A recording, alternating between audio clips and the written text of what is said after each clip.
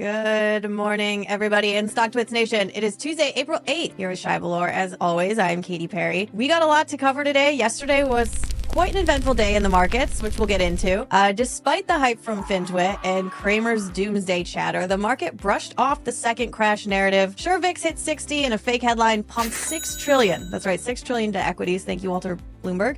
Before the White House shut down the rumor, overall the S&P only dipped 0.23%. Tech led the charge into the green, which is where we're looking at the present moment. S&P above 5,000, down slightly. NASDAQ 15,603, Russell 2,000, 1,800, and Dow Jones just under 38K. Shay, good morning. How are you feeling after yesterday? We've been saying there's going to be somewhat of a relief bounce, even though it's just as a noisy environment. On the weekly chart for the Qs, like this is the most oversold it's been in close to 20 years. This was severe and it was aggressive. I don't think we're in the clear until QQQ passes 494, and that's 12% more upside even after this morning's like pre-market gains. So be cautious out there, but there is a trade to be had for the short-term bounce. I think the big news just for our world yesterday was this erroneous tweet. It was a misquoted Fox News segment. I mean, how would you feel if that were you? If you posted something and led to $6 trillion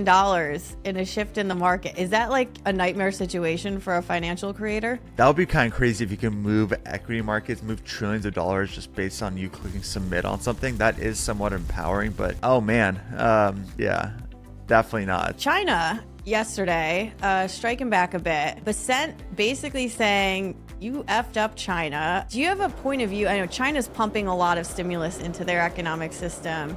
Who does have the upper hand in your view, Shay? It's US and China, but US is clearly the tier 1A and China's the 1B. I think that the lever that China has always pulled was a semiconductor chain that is slowly unraveling with the domestic initiatives that we've had in American AI. Like we talk about all the time, it's pro wrestling. The Chinese embassy, I don't know if this was a mistake or what, but they just like tweeted out just at Donald Trump on X yesterday with no other context. It's like, that's something I would do to like get attention from someone. Like, oops, like I tagged you. Like, what are we doing? Like, these are adults making very important decisions, and whether that was a mistake or not, I'm like, this is the reality. We're in something like that could set off a chain of global events, and that is insane to me. We're living in a reality show right now. I made a joke about that, like when Trump got elected, but it's absolutely the case. Yeah, it's at the same time there's like things like that happening. You have a lot of business leaders and very intelligent people making very big statements about like where we are in a societal sense. And I'm not sure if you saw, Ray Dalio posted an article to LinkedIn, which was very thorough. Basically said, don't get it twisted. This isn't just about tariffs. And he laid out this sort of new world order with multiple factors that are all like spiraling together in this moment. And he speaks to this idea that this is like a once in a generational, once in a lifetime moment where things shift. The global trade policy has just never been this disrupted in history. Like, I really don't think it has, to this level extent of made up calculus is actually going to be affecting billions of people. Like, everyone's just writing a doctrine right now of like what's happening, what's their intake, what's their angle, what's their input. If you don't,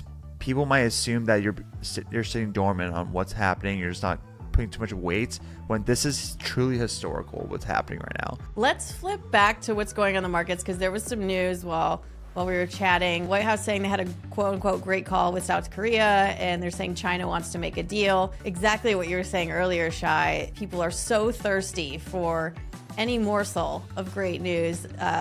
Things have jumped up significantly. The Dow futures are up 1,200 points. S&P up over 3%. NASDAQ 3%. Is this sort of corroborating what you laid out at the onset of this show, Shay, where like anything positive, people are just like, they need it, like oxygen, they're gonna jump on it? Yeah, 100%. But I think people need to be grounded in reality. These are words. Nothing really has changed. And all it takes is just one tweet or comment that bucks this narrative of the deal is gonna be fixed in near term for this to crash. I won't be bullish until Qs clears like 490. I think that was the range I said, 495. Or we have structurally in writing that the tariffs will get delayed 30, 60, 90 days, or that there's some kind of negotiating that they've met in the middle. Yeah, in writing, not from Walter Bloomberg. He's he's in timeout. Amazon is my top position. I've been adding, and I think it's really important. Like the quick color I want to make on Amazon is like they're not immune to the higher import duty. Like they're going to be affected by the tariffs. I think that's what's hitting their narrative of discretionary spend might get cut due to all the tariffs outcome, and Amazon's going to hit, especially on the retail side,